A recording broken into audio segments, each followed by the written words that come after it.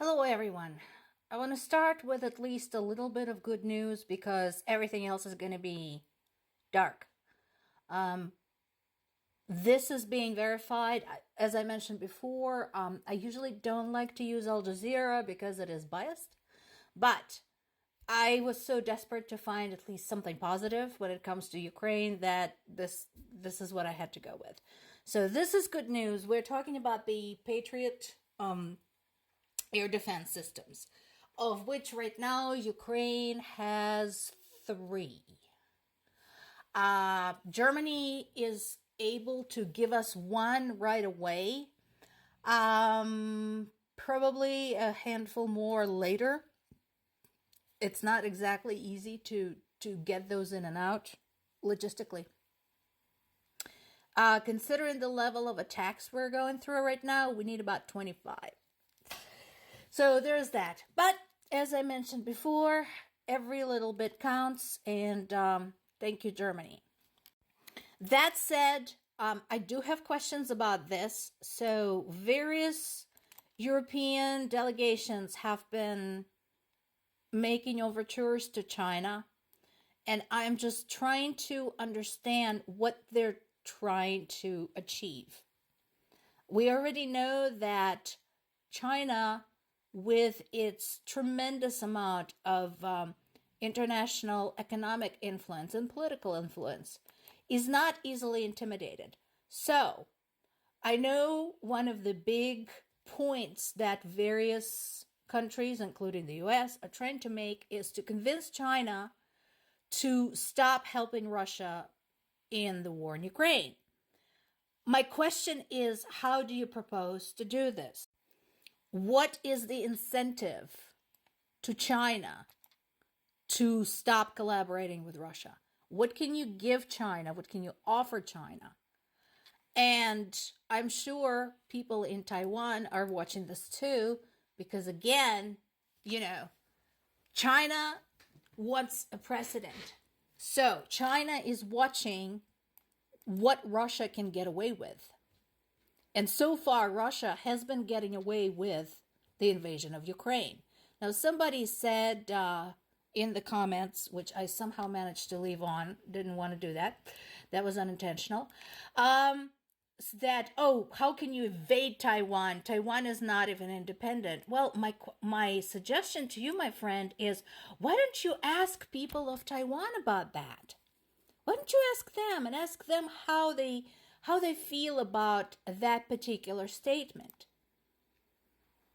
Because the last time I checked, the moment something doesn't go to their liking, we have people in the certain conservative states, Texas, for example, Florida comes to mind, that immediately say, oh, we're going to secede, we're going to leave, blah, blah, blah, blah, blah.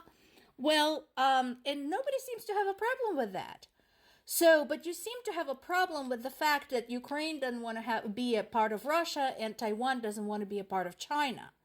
So maybe reconsider how you say that, because when you make such absolute statements, they're bound to be inaccurate. Now, for the hard stuff, do I have any Hunger Games fans here? Do you remember that the double tap attack in the very last book at the end, the one where Prim dies? Yeah.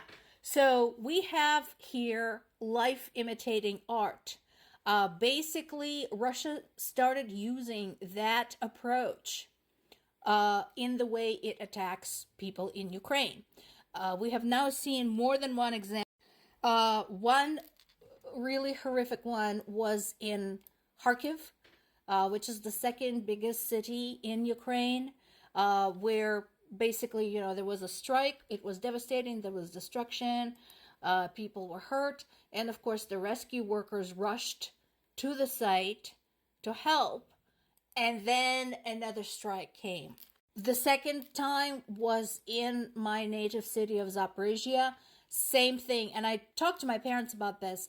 It was the same exact thing. So basically, again, there was a strike, and then 30 minutes later, just as the rescue workers and the reporters started arriving on the scene to sort out what was happening, more rockets came, people died, more people were wounded. You tell me how disgusting this is.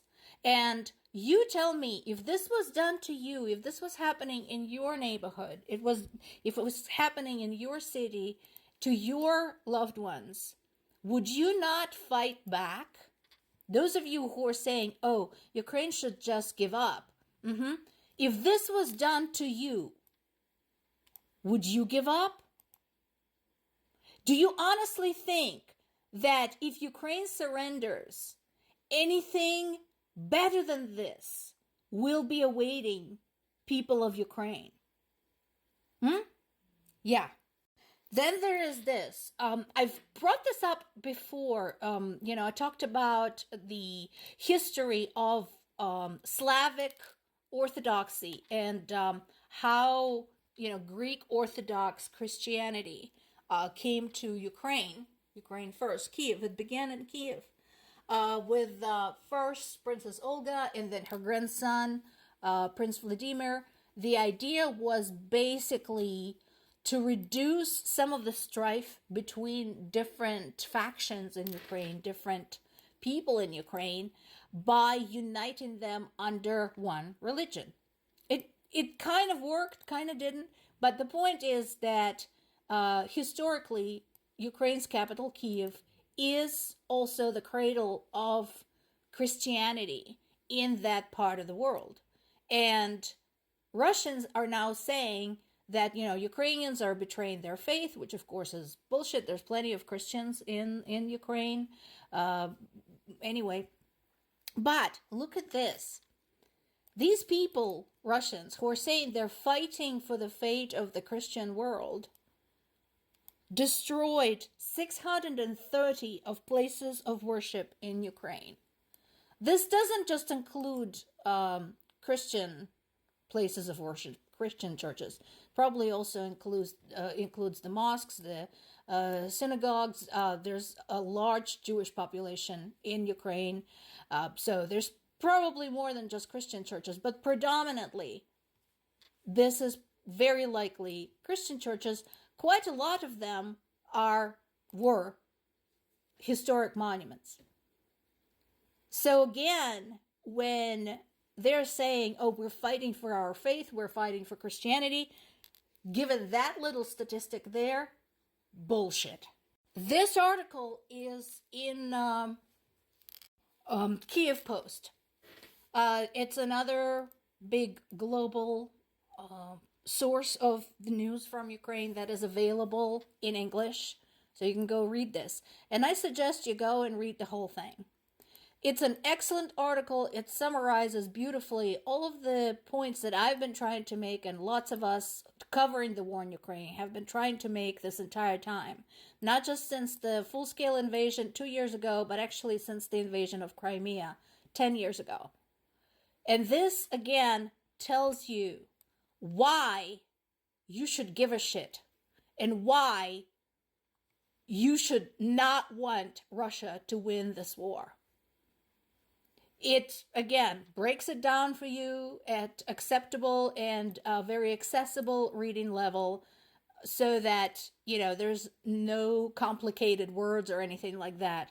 I suggest you read this article.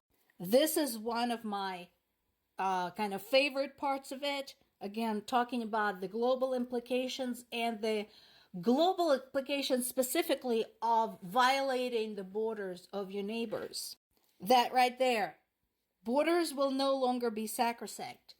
That doesn't mean just like borders somewhere across the world. That means any borders, including European borders, American borders.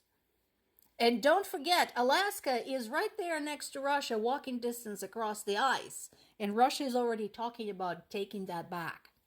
And then there is this, cowardice in the US Congress and the lack of reaction from NATO for fear of escalation. However, could it be that the escalation is happening because there's no reaction?